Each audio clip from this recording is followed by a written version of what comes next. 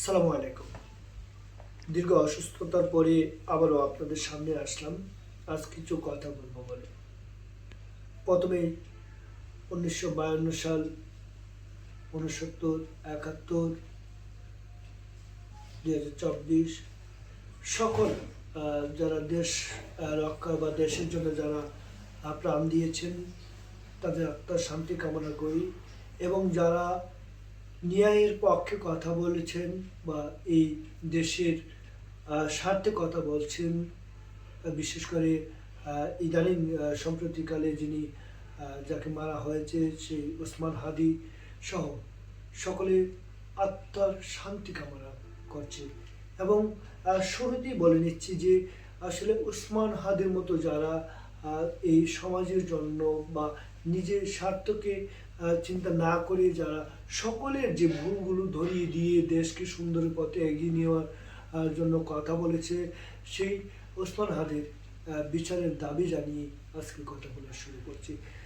আমি আপনারা জানেন যে খুব সন্নিকটে কিন্তু দেশের নির্বাচন, আমরা নির্বাচনের বিভিন্ন প্রার্থীরা দেখছি মাঠ চষে বেড়াচ্ছেন, আমরা তাদের সকলেরই জন্য শুভকামনা রইল।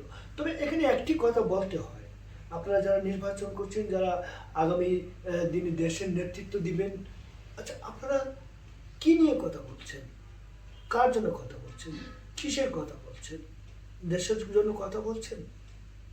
আমি জানি আপনারা যথেষ্ট অভিজ্ঞ, যথেষ্ট মেধাশক্তি সম্পন্ন। আপনারা অনেকেই বিগত বেশ কয়েকবার নির্বাচনে জয়লাভ করেছেন, বিভিন্ন এমপি মন্ত্রী পদ বহন করেছেন। আপনারা সম্প্রতিকালে যে একটি দেশের যে অবস্থা থেকে যে দেশটি ফিরে এসেছে, যে নতুন একটি দেশ আপনারা বলছেন, নতুন দেশকে, নতুন গণতন্ত্র এবং গণতন্ত্রকে ফিরিয়ে দেওয়ার কথা বলছেন, আপনারা নিজেরা একবার দেখুন তো আপনারা কি নিয়ে কথা বলছেন?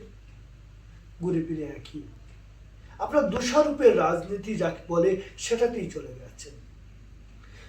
আপনি কথা বলছেন অন্যজনকে নিয়ে, আপনি কথা বলছেন আবার অন্যজনকে নিয়ে, দুজনই যেন একটা প্রতিদ্বন্দ্বিতা করেন, মানুষের উন্নয়নের জন্য কথা বলেন। আপনারা দোষারোপের রাজনীতি করছেন। এই দোষারোপের রাজনীতি দিয়ে কি বুঝাচ্ছেন আপনারা? যেই লাউ সেই কদু, অর্থাৎ আমরা প্রতিহিংসা রাজনীতিতেই মেতে উঠছি। তাহলে দেশ নিয়ে আমরা চিন্তা করছি কোথায়? আগেই বলছি আপনারা অভিজ্ঞজন, আরো অনেক অভিজ্ঞজনেরা কথা বলছেন। আপনাদের কাছে বিনীতভাবে অনুরোধ করতে চাচ্ছি আমি, আপনারা দেশ নিয়ে কথা বলুন, দেশের মানুষের উন্নয়ন নিয়ে কথা বলুন, দেশের স্বার্থে কথা বলুন, দেশকে আপনারা কি দিতে চাচ্ছেন, দেশকে কোথায় নিয়ে যেতে চাচ্ছেন, আপনারা সেদিকটা চিন্তা করে কথা বলুন। আপনারা কথা বলছেন কাকে নিয়ে? আপনার বিপক্ষের যে প্রতিনিধি আছে, অর্থাৎ যে প্রতিদ্বন্দ্বিতা করবে আপনার সাথে বা প্রতিযোগিতা করবে আপনার সাথে, তাকে নিয়ে আপনার কথা বলছেন, তার বিরুদ্ধে কথা বলছেন। আমি জনগণ হিসেবে আমি কি পাচ্ছি? দেশের জনগণ কি পাচ্ছে? জনগণ কি পাবে? কি আশা করতে পারে আপনাদের কাছে? সবাই সবার স্বার্থে কথা বলছেন, আপনি আপনার সাথে কথা বলছেন, উনি ওনার সাথে কথা বলছেন। কই জনগণের সাথে তো আপনারা কথা বলছেন না, কোথাও তো দেখতে পাচ্ছেন না যে আপনার জনগণ নিয়ে কথা বলছেন। আপনার জনগণকে মাঝে রেখে, জনগণকে সামনে রেখে আপনারা আপনাদের স্বার্থটাই বিলিয়ে যাচ্ছেন, আপনাদের স্বার্থের দিকে এগিয়ে যাচ্ছেন। আসলে যেটা বলতে চাচ্ছি, আমরা চাচ্ছি কার কথা? আপনাদের কথা বলতে চাচ্ছি। আপনাদের কথা কেন বলছি? আপনারাই আমাদের আগামী দিনের কি অভিভাবক হয়ে দাঁড়াচ্ছেন, অভিভাবকত্ব করবেন। কিন্তু কি করতে চাচ্ছেন আপনারা, কি দিতে চাচ্ছেন আমাদেরকে? সেটা নয় আপনি আপনার স্বার্থটা দেখছেন, আপনি যা যেই কথা বলছেন সবাই সবার স্বার্থটা দেখছেন, সবাই সবাই দোষারোপের রাজনীতি করছেন। কেন দোষারোপের রাজনীতিটাকে আমরা বাদ দিতে পারি না? আমরা দেশ নিয়ে কথা বলতে পারি না? আমরা দেশের চিন্তা করতে পারি না? আসলে আমরা এইসব চিন্তা না করে আমরা দোষারোপের রাজনীতি করে যাচ্ছি। আসলে আপনারা সবাই ক্ষমতায় যাওয়ার জন্য কথা বলছেন, আপনারা নিজের সাথে কথা বলছেন, আপনাদের নিজের অবস্থানটা দেখছেন।